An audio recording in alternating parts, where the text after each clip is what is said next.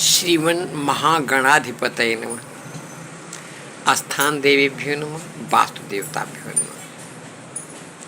एतत् कर्म प्रधान श्री रामचंद्र जी महाराज सत्य स्वरूप उनका स्मरण।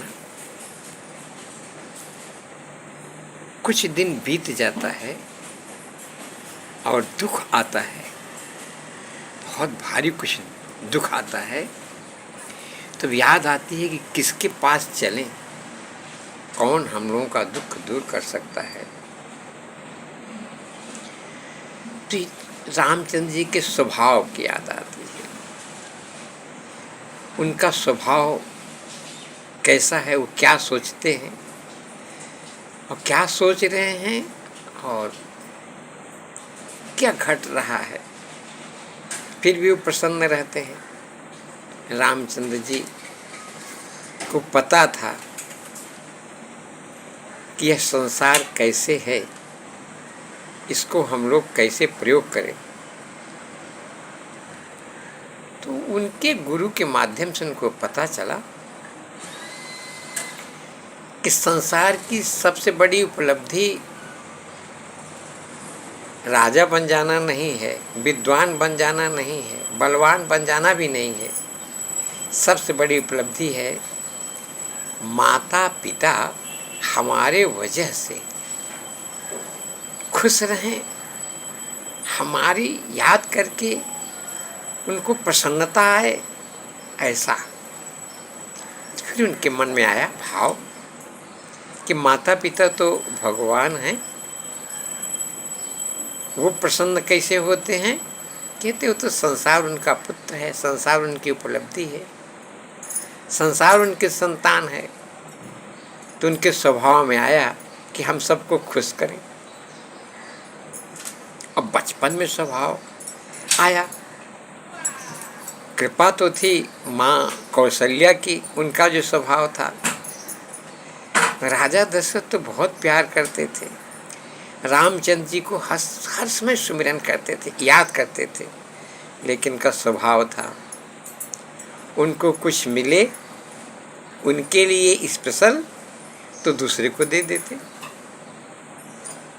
दशरथ जी को लगता मैंने इसको दिया, यह दान कर दिया। माता कौशल्या समझती थी कि यह मेरे स्वभाव का कारण है, क्योंकि हमको यह राम मिला है ना, यह राम हमको मिला इसीलिए कि मैं सबको खुश कर सकूं। तो हम लोग जब ख्याल करते हैं राम का, तो मन होता है चलो रामनगर चलते हैं। रामनगर जाने के लिए याद करना पड़ता है श्री रामचंद्र जी का कि ये कैसे है, इनका स्वभाव क्या है। तो वो पहले शिव जी का याद करते हैं। कुछ दिन हो गया, अभी हम लोग इस शारीरिक विकार, मानसिक विकार चित्त में आया, बहुत थोड़ा सा भी हम लोग दुख सहने के काबिल है ही नहीं। थोड़ा सा भी होता है बहुत बड़ा लगता है, जबकि रामचंद्र जी को दुख का कभी अनुभव ही नहीं किया। तो सोमवार आया, रामचंद्र जी का पहले स्मरण करते हैं तो रवि आते हैं, क्योंकि वो सूर्यवंशी हैं। रवि सूर्य जो हैं, इनका तो स्वभाव है सबको प्रकाश देना, ऊर्जा देना, शक्ति देना, जिनके कारण शरीर चलती है।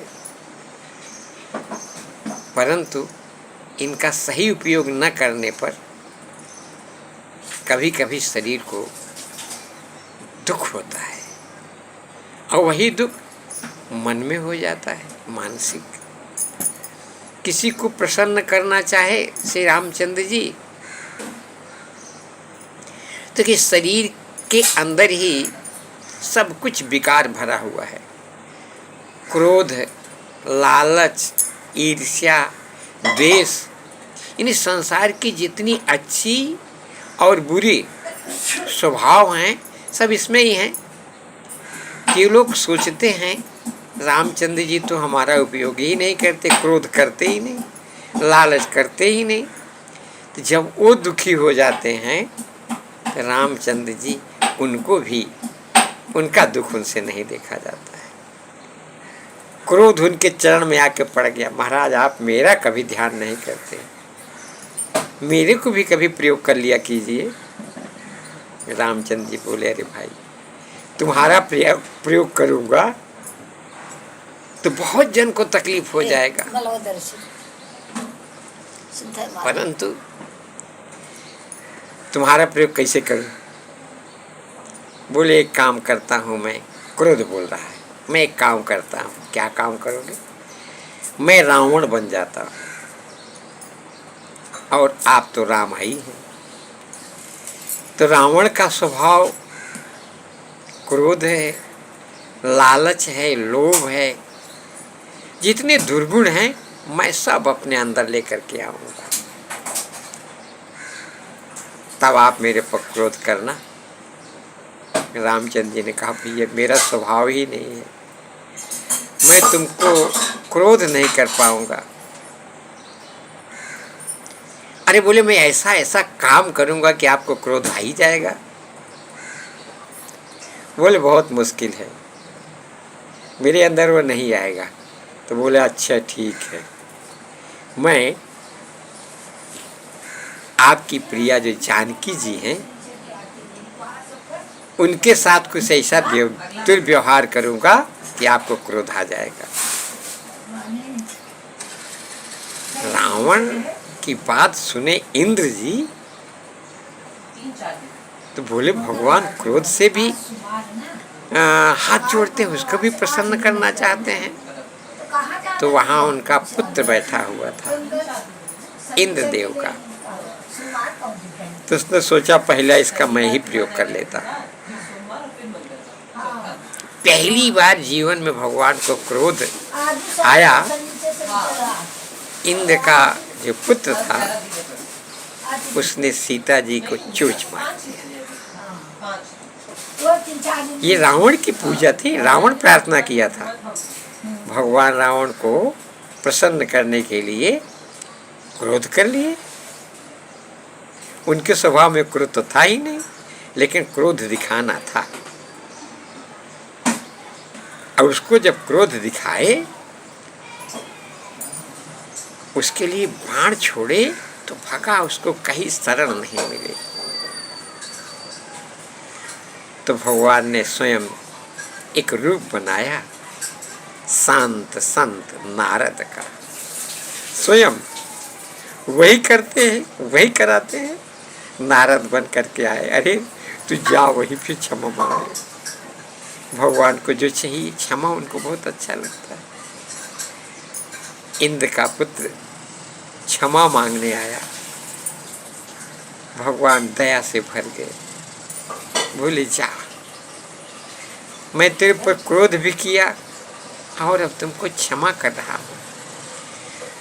तुम्हारी जाति जो उचक्के हैं उनके ऊपर मैं क्षमा करूं। तो हम लोग जब प्रसन्न हो, रामचंद्र जी के स्वभाव का ध्यान करें, तो हमको किसी के ऊपर क्रोध करना ही नहीं चाहिए। व्यवहार चाहे जो हो, किसी के ऊपर क्रोध नहीं करना चाहिए। रामायण से ही पता चलता है।